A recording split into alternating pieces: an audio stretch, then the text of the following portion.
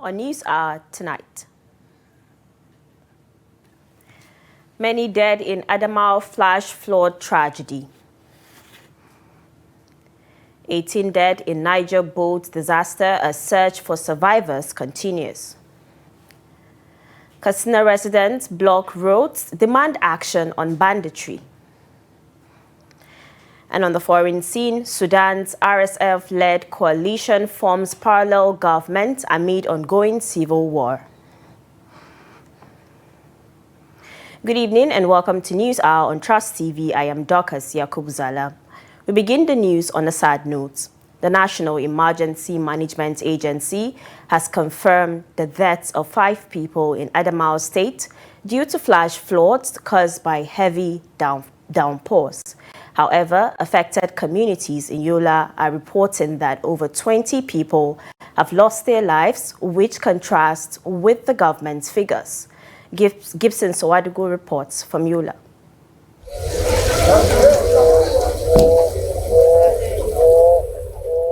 It started around 3 a.m. when most residents were still fast asleep. Within hours, heavy rains unleashed flash floods that tore through 5 communities in Adamawa State, catching families off guard and leaving a trail of heartbreak.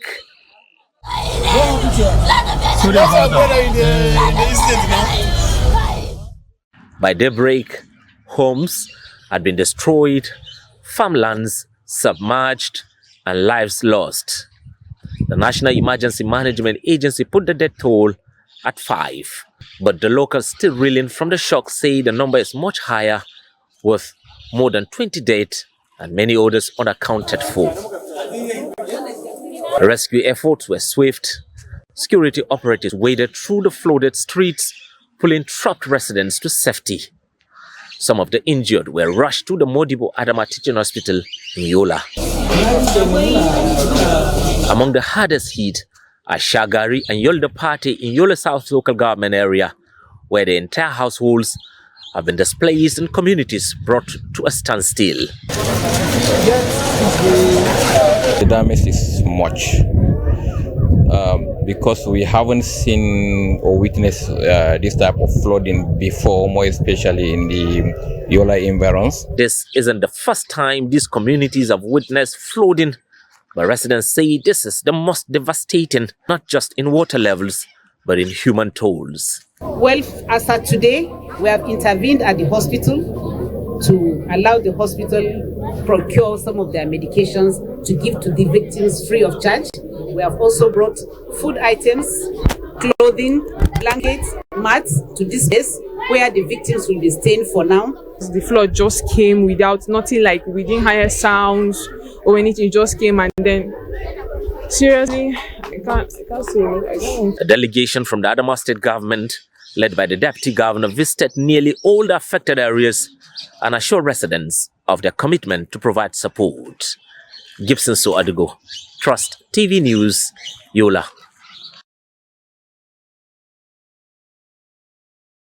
Confirmed dead from a boat mishap that occurred on Saturday in Zumba Shiroro local government area of Niger State. The area manager, National Inland Waterways Authority, Niger Kwara Area Office, Akapo Adebayo, said out of 18 people, 15 bodies had been recovered while 3 were still missing. He said 26 people were rescued alive. Reports said that a boat with 40 passengers on board took off from Guni community in Munya local government area en route Zumba River Rhine weekly market when it came in contact with 3 log and capsized. The incident reportedly happened around 2 p.m. on Saturday when the victims were going to Zumba weekly market. A Sarkin Rua Zumba Umar Isa said 3 cows and 60 bags of paddy rice in the boat were also lost in the water. Now joining us via phone is Daily Trust reporter Abubakar Akote to give us an update on the incident. Good evening, Abubakar, and thanks for joining us on the News Hour. Good evening. All right, we would like to know, has there been an official confirmation of this tragic incident? There have been official confirmation from different agencies. NEWA confirmed the incident, and SEMA has also done the same. And also the state government, though lately this night, also confirmed the incident. There have been official confirmation from various quarters. All right. So these incidents have become increasingly common. Has there been any implementation in the area of waterways transportation? NEWA, that's principally in charge of enforcement of water transport safety measures, said it has been doing its best. Just 8 days after the sensitization was held at that Zumba Riverine market, the disaster occurred, and the sensitization dwelt on the need to comply with the safety measures, especially the use of life jackets, stoppage of overloading, night travels, and the use of passengers manifest. And the boat operators during the sensitization promised that they were going to ensure that both the passengers and then the operators always abide by the safety measures. However, some boat operators complain that on the use of life jackets, they are always faced with challenge of inadequacy of life jackets. Like one of the operators said, the life jacket donated by National Inland Waterways Authority, only 2 was given to him, and he has a boat that has 50 passengers capacity. So the 2 life jackets that were given to him, he used one, and then his boy used the second one, leaving the passengers with nothing. So the challenge has been that the more life jackets need to be donated, and the fact that it's not readily available in the market to buy also compound the challenge. NEWA told me this evening that the people that were rescued in this yesterday's disaster was because they used a life jacket, which made it difficult for them to sink down to the bottom of the water. Most of the people who lost their lives were not in the life jacket. All right. So is the search and rescue operation still on? Yeah, it's probably still on but this time by local divers. Because most of the officials of SEMA and NEWA who participated in the rescue operation today will return to Mina, leaving the rest to local divers and boat operators to continue. Thank you so much, Abubakar, for joining us and giving us that update. Yes, thank you. Now talking security, tension flared in Bakori town, the headquarters of Bakori local government area in Katsina State, as angry protesters took to the streets Saturday evening, blocking the Bakori-Katsina road and burning tires. Their demand is for an immediate and decisive action to restore peace in their communities plagued by relentless bandits' attacks. The report. Angry protesters from several villages in Bakori and Faskari local government areas, among them Kandarawa, Guga, Jagaba, Doma A and B, and Ruwangodia, stormed Bakori town after fleeing deadly bandit attack that forced them to abandon their homes. The protesters, including women, children, and the elderly, blocked the major road and demanded stronger government intervention in fights against insecurity, particularly to enable them return to their farmlands during the peak of the rainy season.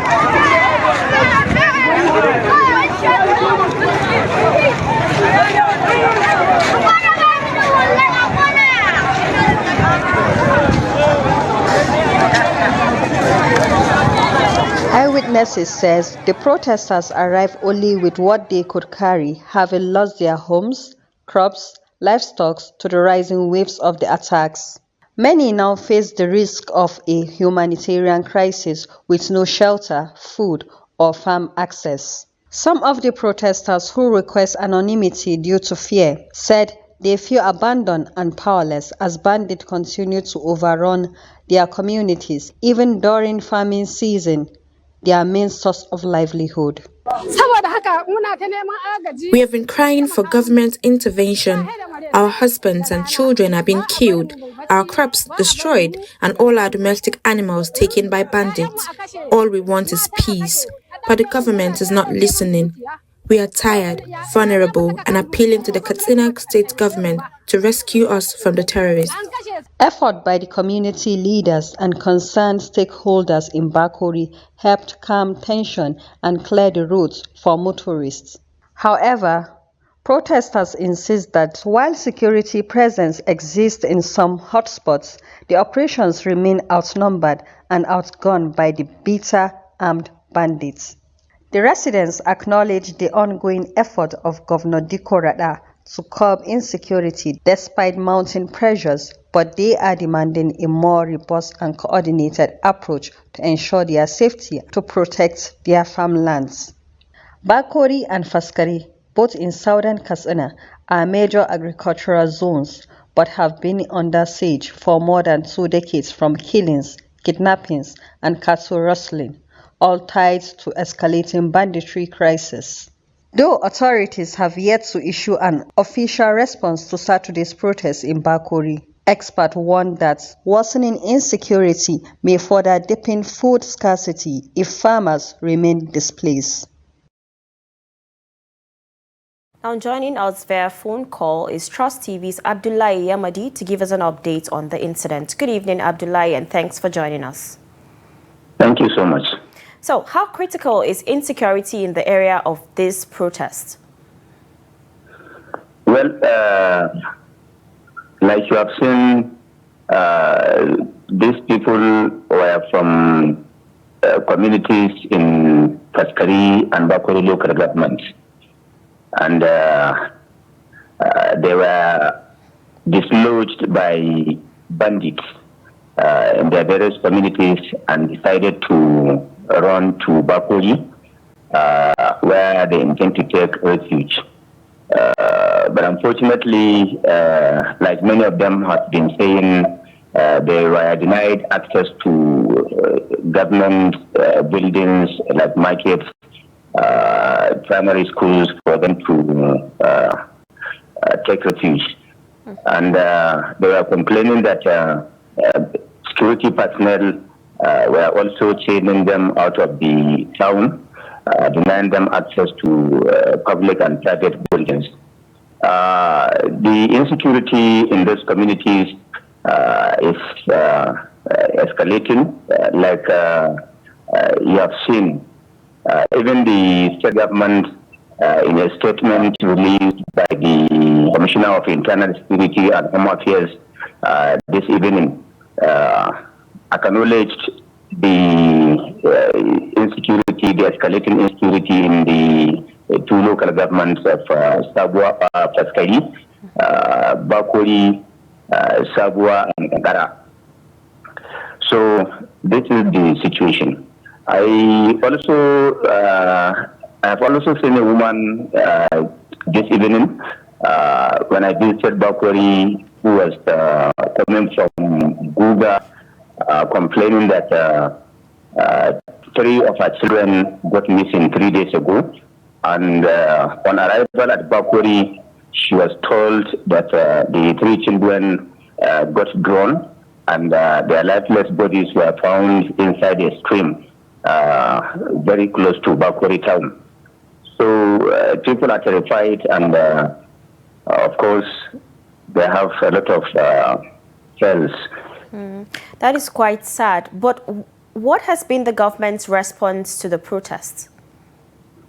Well, government response to the protests and other social media reports suggesting that the government is relenting on its efforts to fight insecurity is that when the Dikko Rada administration came into power in 2023, about 24 local governments were battling and engulfed in the insecurity situation.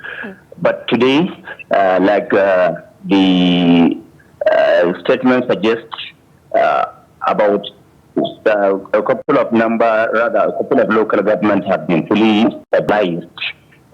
Local governments like Jibia, Batari, Damusa, Katuna, Batagarawa, Chiranchi, Bindawa, Ingawa, Kafuro, Danja, and Posada has been fully stabilized. And they also said some local governments have gotten a significant improvement in the areas of insecurity, despite some packets of attacks here and there.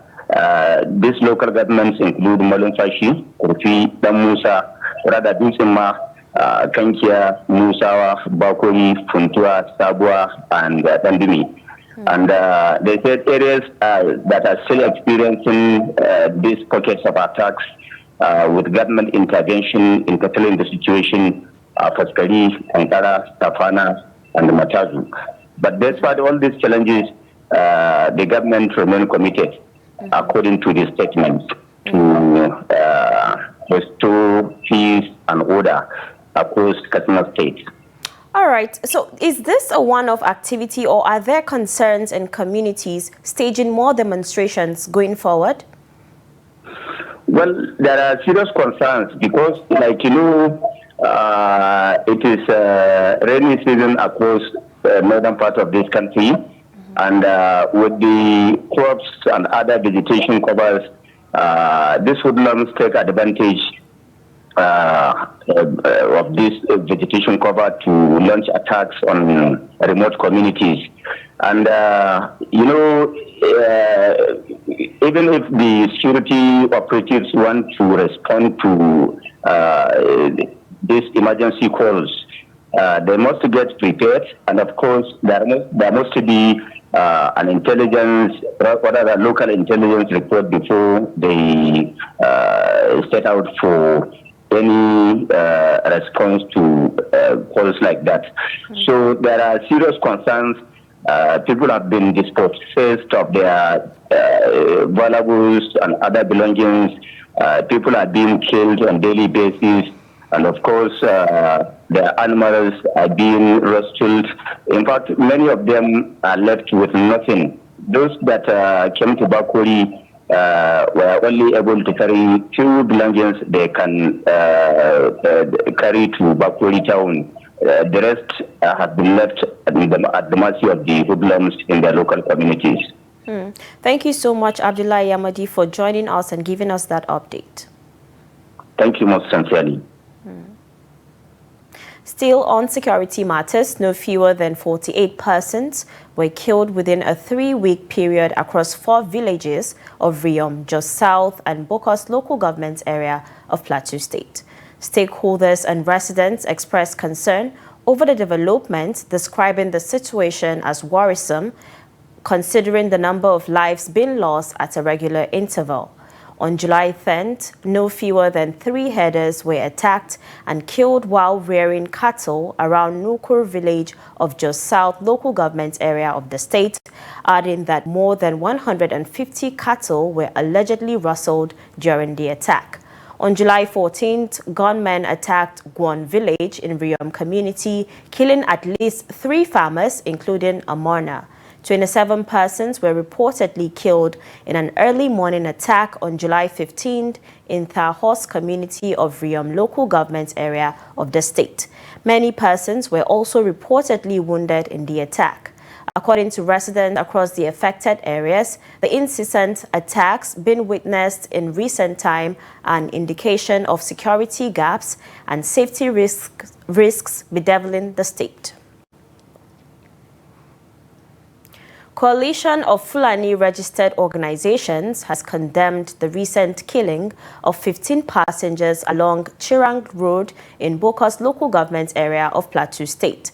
This is even as the victims of the incident have been buried in their hometowns. The victims, all farmers, were ambushed and killed on Thursday in the area while returning from Bokos weekly market by suspected gunmen. Condemning the incident on Sunday, The Herden community in Bokos described the attack as barbaric and senseless. In a statement, the chairman, secretary and zonal chairman of the group in Bokos, Saleh Adamu, Muhammad Gorte and Artu Shagari, stated that there was no justification whatsoever for the killing of the passengers. The group noted that the victims were innocent citizens who sought to earn a lawful living and contribute meaningfully to the local economy. Troops of the Joint Task Force Operation Fansanyama have neutralized 3 notorious terrorist kingpins during a deliberate ambush in Sabon Birni local government area of Sokoto State.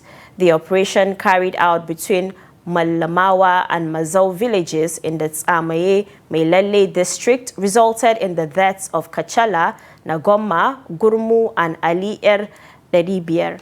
Troops also recovered 3 AK-47 rifles without magazines and a motorcycle from the scene. The terrorists were reportedly in the area to collect ransom and illegal levies from residents when they were intercepted. The successful operation triggered relief and celebration in Melele, Tsamaye, Rimaye and surrounding communities in Sabon Birni and Goronyo local government areas where locals had long suffered the group's violent activities. Operation Fansanyama reaffirmed its commitment to restoring peace and security across the northwest and parts of the north-central region. And now in Osun State, a soldier identified as Fiyin Folua Opejobi has allegedly killed a member of the Osun Amotekun Corps, Samuel Tope, in Ijeda, Ijesha. The Osun Amotekun Corps said the 35-year-old operative was attacked without provocation on Saturday evening. He sustained severe head injuries and later died early Sunday while receiving treatment at Wesley Guild Hospital, Ilesha. According to a statement by the Corps commander, Adekunle Omoyele, the soldier dressed in military uniform confronted Tope while he was riding a motorcycle and attacked him with the help of unidentified accomplices. The assault lasted nearly 20 minutes with no intervention before the soldier fled the scene on a commercial motorcycle. The Corps said a report has been lodged with the Divisional Police Headquarters in Ijebu-Jesha and the Nigerian Army Engineering Cantonment in Ede. The Amotekun Corps has called for a thorough investigation and vowed to pursue justice for the slain officer. Residents of Bauchi, northeastern parts of Nigeria, have appealed to the state governors of the region to introduce subsidized town service buses to reduce hardship, as compressed natural gas CNG buses of the federal government are not seen, despite the introduction of the buses to ease the burden of Nigerians since the removal of fuel subsidy. They made the appeal while speaking to Trust TV in Bauchi amid high cost of transport fare. Trust TV's Adamu Imam has more. The introduction of CNG buses continue to generate reactions in some part of the country, particularly in the northeast region, where most people are in dire need of improved socio-economic well-being. Some Bauchi residents share their perspectives on how the present government are neglecting the region. Never seen that kind of motors that has that gas,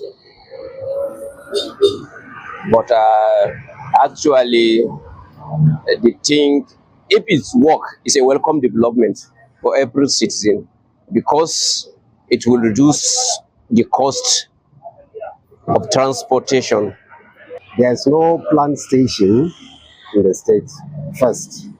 Secondly, the cost of transportation now in this country is higher because the petrol is getting higher and then the gas is lower, but the station is a problem. Administration of Bola Ahmed Tinubu has conceived and is very good, considering the fact that transportation is key to economic boost in any nation. But we, the northern part of this country, to some extent, we are not seeing these CMG boxes in active, comparing if you compare to the southern part of the country, particularly Lagos. So there is need for our governors to be proactive, particularly the Northeast governors. They said there are no signs of CNG buses on ground in the Northeast. Effort to get state transport officials in the state to respond were unsuccessful. Adam Imam, Trust TV News, Bauchi. In a bold stance, Gombe State Governor Muhammad Inuwa Yahaya has declared that now is not the right time to grant financial autonomy to local governments in the state. The report. Governor Yahaya cited cases of poor leadership and alleged financial mismanagement at the local government level, saying several councils have failed to fulfill their basic responsibilities, including the payment of gratuities to retirees, some of which have been pending for over a decade. President Bola Ahmed Tinubu, in his wisdom, took the state governments to court and insisted that autonomy for local governments must be enforced. But that autonomy is like pushing some of the local governments. Those that are not, imagine a local government that could not pay a retiree for 16 years or 15 years. And yet, somebody will go recklessly and not consider that and take on to other things, which are not essential. The president might not know all this. So there are peculiarities of states. Must be able to devise ways and means by which we manage the states and the local government, because the local governments address the basic issues of the people. But yet they are not able to meet to their obligations because of reckless leadership, especially at the state level. The governor, who accused the councils of heavy workforce, said some government workers are earning salaries without corresponding efforts. Our local governments were unable to pay salaries or meet their basic obligations, to the extent that between 2013 and 2019, solid 6 years, the previous administration routinely borrowed funds, approximately about 1.3 billion naira monthly, in order to pay salaries. That shows the degree of irresponsibility. We stopped borrowing, and we insisted that all the local governments must take responsibility individually and collectively, so that together we move forward. And by the grace of Allah subhanahu wa ta'ala, today, all the local governments are buoyant and functional. The governor's comments have sparked mixed reactions across the state. While some see it as a call for reform and accountability, others argue that withholding autonomy could entrench over centralization and reduce grassroots development. With nationwide debate intensifying over the future of local governance in Nigeria, Gombe State now finds itself at the heart of a pressing national conversation. Hassan Koli, Trust TV News, Gombe. This is News Hour on Trust TV. Coming up ahead. Gombe coach inspires youth to stay clean using sports. This and many more when we return. Do stay with us.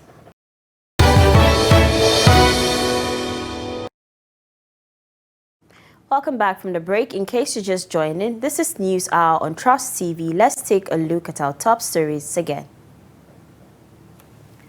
Many dead in Adamawa flash flood tragedy. 18 dead in Niger boat disaster. A search for survivors continues.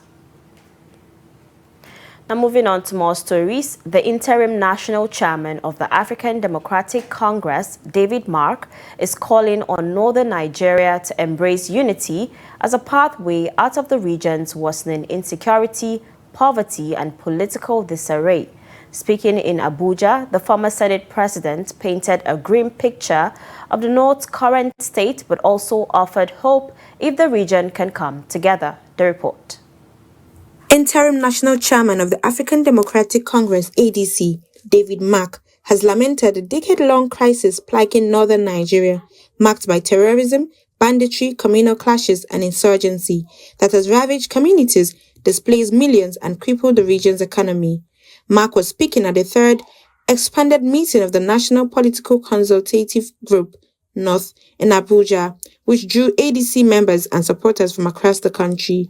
The North remains the poorest region in the country, with alarming rates of illiteracy, unemployment, and poor infrastructure. Mistrust between and among ethnic groups and religious communities has been exploited by selfish and desperate interests, leading to violent conflict. Instead of uniting for common goals, our elites often prioritize personal and sectional interests over collective progress. He highlighted how insecurity, poverty, ethnic and religious divisions, and political fragmentation have pushed the North into deep socio-economic stagnation, despite its vast natural and human resources.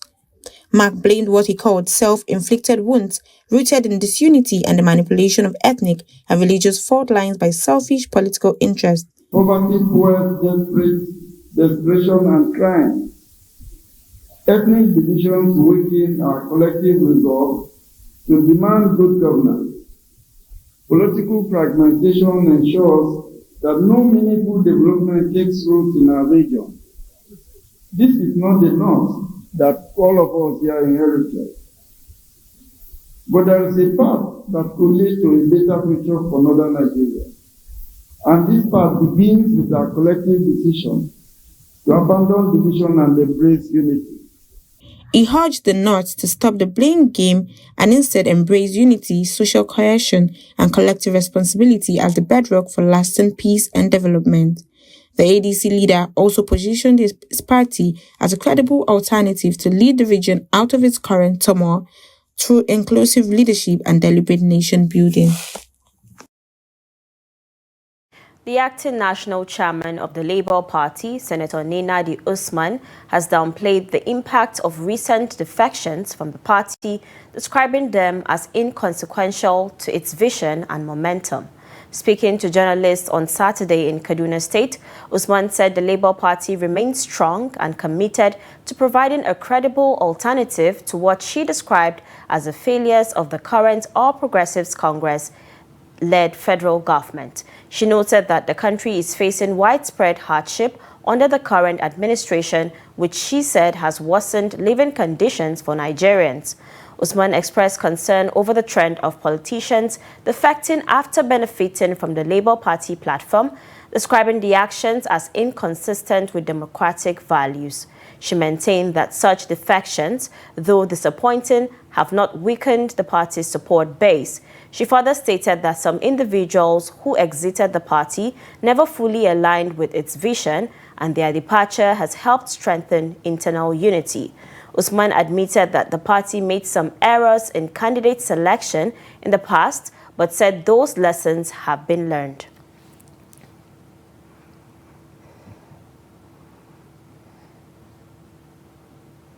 In Gombe, a group of young people are finding purpose, discipline, and hope through an unlikely sport known as skating. At the heart of this movement is assistant coach Musa K2, who's dedicating his time to train dozens of youths with a vision for change. Such training helps them remain focused and stay away from bad influence. Hassan Koli has more. Skating may not be the most popular sport in northern Nigeria, but in Gombe, it's fast becoming a lifeline for young people. At the city's often training ground, assistant coach Musa Ketu leads a team of over 30 young skaters, most of them students and job seekers. For Musa, this isn't just about sport, it's about solving a social problem. We use skating to empower youth, and when came at once, there are more than 100. Therefore, if they master this skill, they can make a living out of it and stay away from crime or unemployment.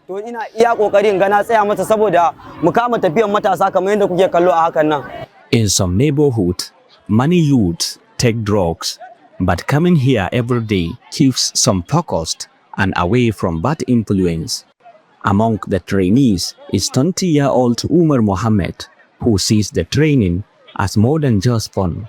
This active game, which is skating, just because I don't want to do smoke in my. There are a lot of my friends that are illegal to smoke. You understand? So that's why I don't want to do smoke. At the sunset behind the Gombe Hills, the skaters glide with confidence, chasing more than just balance. They are chasing a better future. From the skating tracks of Gombe, these young minds are proving that fashion, when guided, can lead to purpose. Hassan Koli, Trust TV News, Gombe. The National Drug Law Enforcement Agency, NDLEA, has arrested several suspects in a nationwide crackdown on drug trafficking, including a Chinese businessman and an 80-year-old woman. Liang Tak Yu, a Malaysian naturalized Chinese national, was arrested at Lagos Airport after arriving from Bangkok via Dubai. He was caught with over 26 kilograms of synthetic cannabis, known as loud, concealed in his luggage. In Calabar, Cross River State, 80-year-old Grace Ekpeme was arrested with over 3 kilograms of cannabis at her residence following an intelligence tip. In Lagos, NDLEA intercepted a commercial bus along the Epe-Aja Expressway.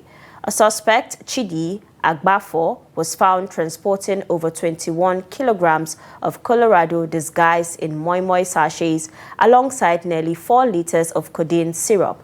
At Apapa Seaport, officials uncovered 101 kilograms of Canadian loud hidden in tins labeled bean salad mix in a shipment from Canada.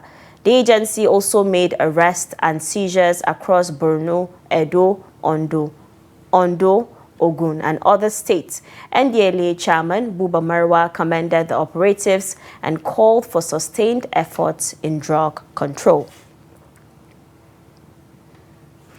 In Jigawa State, the police command has arrested 2 suspected arms traffickers and recovered 2 locally fabricated firearms. Police Public Relations Officer DSP Lawan Shiisu confirmed the arrest in a statement issued on Sunday in Dutse, the state capital. He said operatives attached to the Kazauri Divisional Police Headquarters acted on credible intelligence to apprehend one Abdul Samad Haruna, a 30-year-old resident of Lansure village near Wiwa in Kazauri town. The suspect was intercepted while attempting to traffic a locally made revolver rifle to an individual in Plateau State. The weapon was found concealed inside a sack. In a follow-up operation, police arrested another suspect, 24-year-old Awoli Yusuf from Kofar Wambai in Kano State. A second firearm was recovered from him. The police believe the arms are linked to a wider network involving a suspect from Sabon Layi in Barikin Ladi, Plateau State. Both suspects are in custody and under investigation.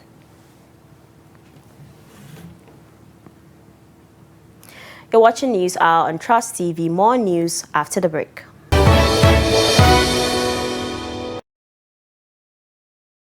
Welcome back from the break. In case you're just joining, this is News Hour on Trust TV. And now in business, the Nigeria Deposit Insurance Corporation, NDIC, says it is committed to the reimbursement of outstanding insured amounts to all eligible depositors of the failed Heritage Bank. The corporation, on its official X handle, said that payment of the insured sum had been ongoing and the corporation had continued to pay the depositors their insured sum. NDIC was responding to appeals by customers of the failed bank who were yet to receive their insured deposits.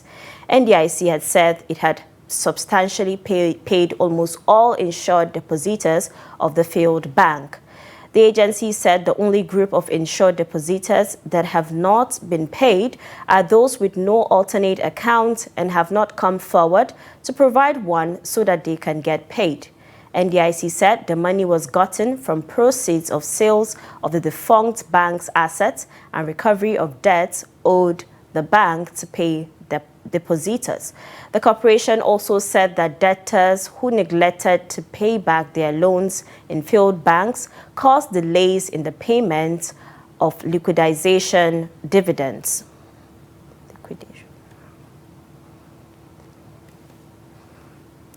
The Nigeria Customs Service, NCS, has deepened its strategic engagement with the General Administration of Customs of China through a high-level meeting held in Beijing on Friday. A statement by Abdullahi Maiwada, Assistant Comptroller of Customs and National Public Relations Officer, said the meeting aimed to explore bilateral knowledge exchange and capacity development in customs administration. The NCS delegation, led by Assistant Comptroller General of Customs, Oluyomi Adebakin, discussed customs trainings methodologies, modernization models, and technology-driven solutions with GACC officials. The Chinese customs authorities shared their structured training system, which incorporates virtual reality, 5G-enabled systems, and blended e-learning approaches. The meeting highlighted Nigeria's active participation in China-led customs development initiatives, with over 200 African customs officers trained since 2023. Away from Nigeria, after 27 months of civil war, a Sudanese coalition led by the paramilitary Rapid Support Forces says it has formed a parallel government. The announcement on Saturday came nearly 5 months after it announced its intention to do so and raises concerns that the move could prolong the devastating conflict.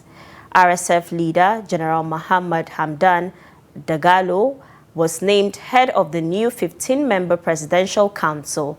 Abdelaziz Al-Hilu, leader of the Sudan People's Liberation Movement North, one of the country's largest rebel groups, was appointed as vice president. Civilian politician Muhammad Hassan, who served on the Transitional Sovereign Council from 2019 until the 2021 military coup, was named as prime minister. The parallel government aims to challenge the military-aligned international recognized administration's legitimacy. Dozens of people have been killed in an attack on a church in the Eastern Democratic Republic of Congo, reportedly carried out by Islamic State-backed rebels. Suspected members of the Allied Democratic Forces, ADF, stormed a church in the town of Komanda during an overnight Catholic prayer vigil. The attackers were armed with machetes and guns. The church is operated by the Caritas charity. In addition to the attack on worshippers, several homes and shops were set ablaze. Authorities say search operations are ongoing for missing persons. Local civil society leaders expressed outrage that such an attack could occur in a town with a security presence and are calling for immediate military intervention. Israel has declared a daily pause in military operations in parts of Gaza to allow humanitarian aid into the enclave following growing international pressure over worsening hunger conditions. Military activity will be suspended from 10 a.m. to 8 p.m. in Al-Mawasi, Deir al-Bala, and Gaza City. Secure aid corridors will operate from 6 a.m. to 11 p.m. daily. Egyptian media reported that aid convoys began moving into Gaza on Sunday.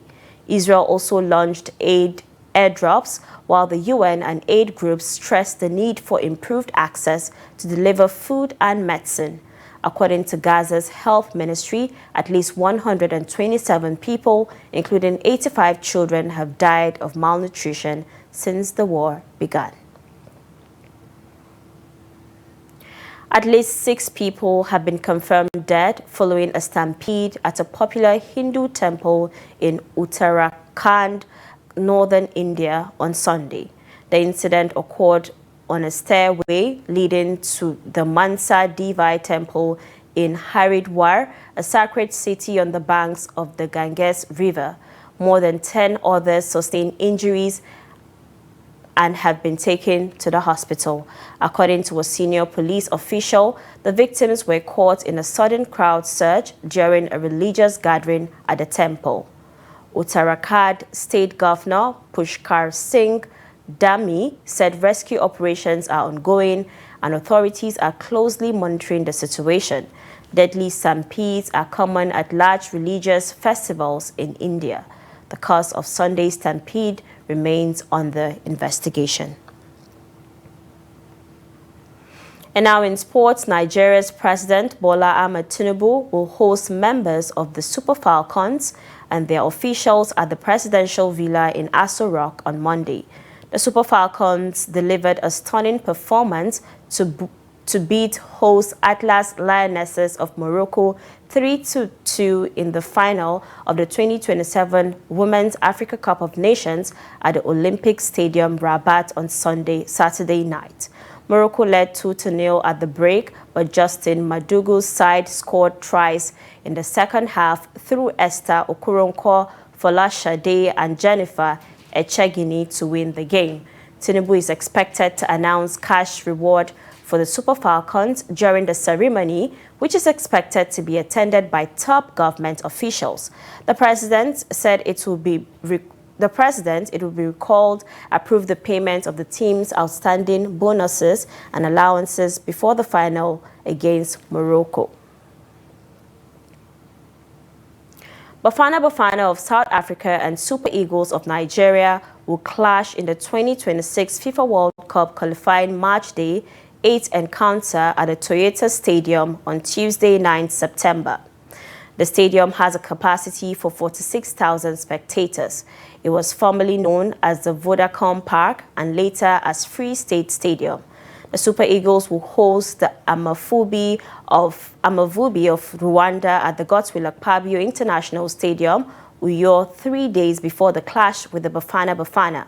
The game between South Africa and Nigeria is expected to have enormous implications for which team will eventually win the only ticket from Africa's qualifying Group C to the 2026 FIFA World Cup.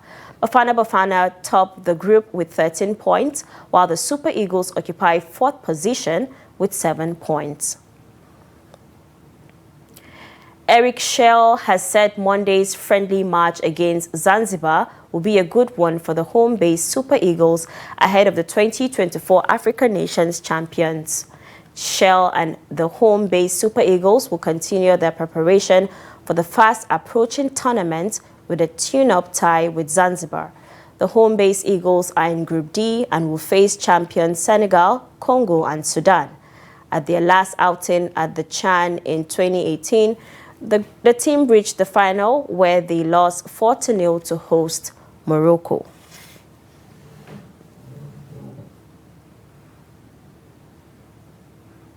And with that, we wrap up News Hour on Trust TV. Do not forget to follow us across all social media platforms for more programs, news, and documentaries. My name is Dorcas Yakubuzala. Good night.